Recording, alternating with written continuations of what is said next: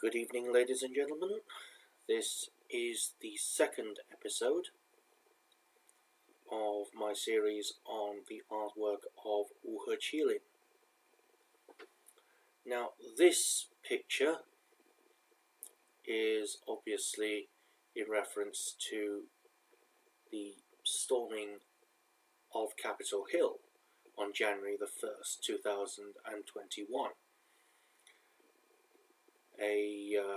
For those of you watching in the future who don't know the reference, a large group of supporters of the 45th President of the United States, Donald Trump, stormed Capitol Hill in an attempt to disrupt the counting of the electoral vote, which eventually put POTUS 46th, Joe Biden, into power in Washington, D.C. Without further ado, let's get started. We start by looking here at these two Trump supporters, clearly. The subtitle says, Thief, Mob, Murderer. We're going to get into that later. Now, we can see that this is an image of Trump as Sylvester Stallone's character Rambo. This is a common theme amongst Trump supporters. You can see that both these guys are white, Caucasian. Now, it is not a surprise that the vast majority of Trump supporters are working class white folks who possibly used to or would be manufacturing workers, factory workers who have lost their jobs because of outsourcing. Now, this one here is holding a flag, and this guy here is wearing a shirt, both depicting Proud Boys, again a very pro-Trump organization. Now, this guy with a MAGA cap on, Make America Great Again cap, and this guy has Keep America Great Again. Doesn't make too much sense, but we'll go with it. You can see that this guy is trying to hit this guy.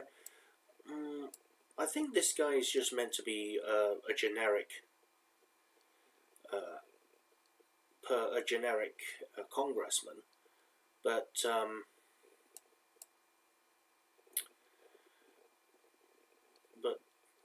correct me if I'm wrong. If you think he represents an actual person, then comment below. But if you look here, this is a mace of the Republic, a mace of Congress, a symbol of power of the United States Congress. He is using as a baseball bat, ready to beat this congressman. We don't know if this guy's meant to be a senator or a rep. I'm guessing by the colour of his tie that he might be a Republican senator or rep, but it doesn't really matter. This shows that even the Republican Party itself is completely split, and he is actually trying to block this blow, defend himself, shield himself from this blow using constitutional law. Yes, a copy of the Constitution.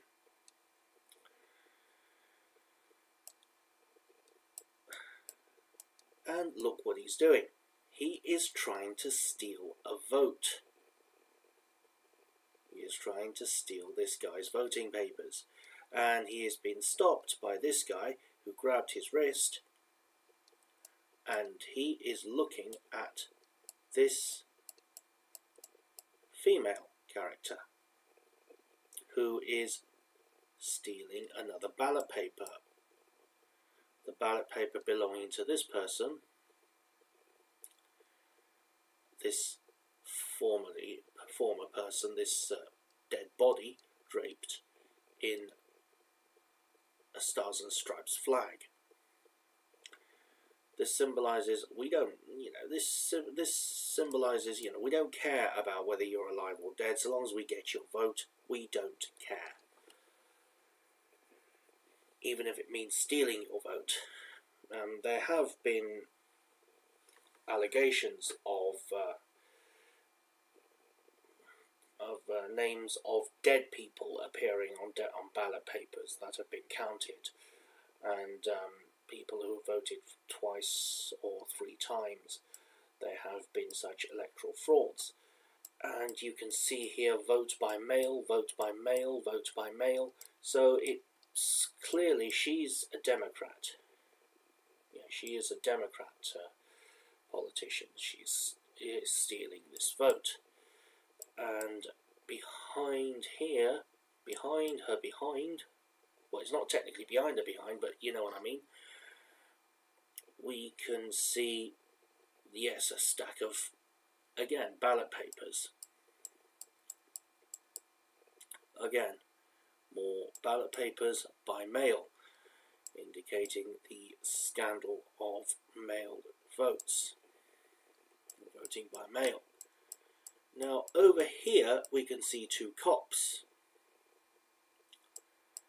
We can see this cop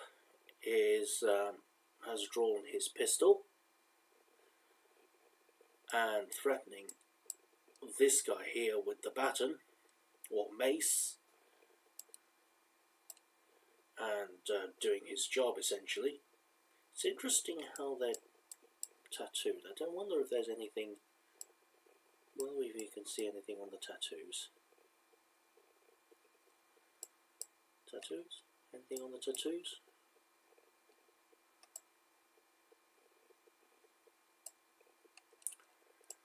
If you can see something, let me know in the comments below. I think this looks a little bit like the Statue of Liberty, but I don't know. Anyway, if you can spot anything on the tattoos, let me know, but I can't really see anything as far as I can see. And behind this cop, watching over this dead body, he just seems apathetic. He's watching this dead body. Why? He's holding his phone out. Behind him, we'll get to the phone later. Behind him leans a fasces. Now, this symbol is all over Capitol Hill. You can find it all over the place, proudly displayed on Capitol Hill.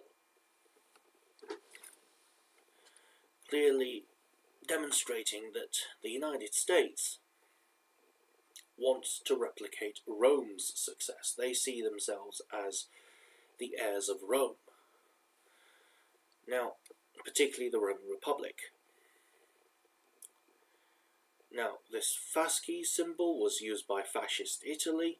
This is used by this was used by ancient Rome, and it's not a coincidence that fascist Italy and the United States both used it. Both claim to be the heirs of Rome.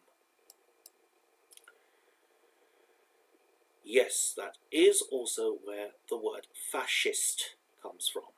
Fasces, bundle of sticks, and this is what a fasces is. A fascist was originally meant to be the bearer of the fasces, the man that carried the fasces, the bundle of sticks, symbolizing unity and justice. Over here we can see 4 bullet holes in reference to the 4 dead people in the during the Capitol riots, and look at the shape of the bloodstain. Yes, Statue of Liberty.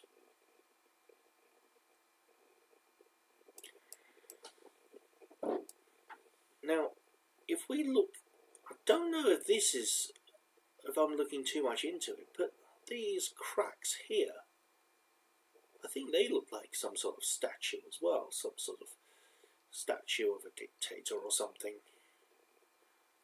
along here as well. Let me know what you think. And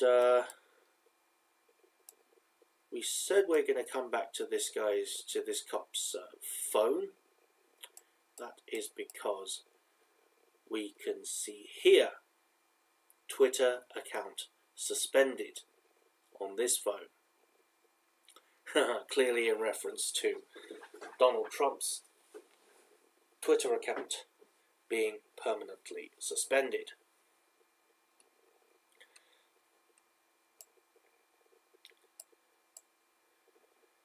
So, on to the subtitle. What title? Separation of Powers, Thief, Mob, Murderer. Originally, the separation of powers was meant to represent the legislation, the judiciary, and the executive. Now, here we have the mob, the thief, the murderer. Who's who? We have three parties here. The mob, the thieves, the murderers. Or are they the murderers? Or are they the murderers? Or are they the mob?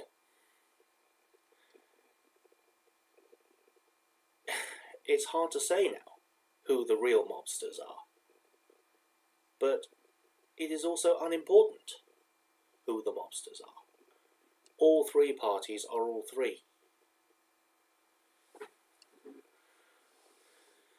The American legislation, executive and judiciary are all a complete mess. Thank you very much, and I look forward to hearing from you soon for episode 3.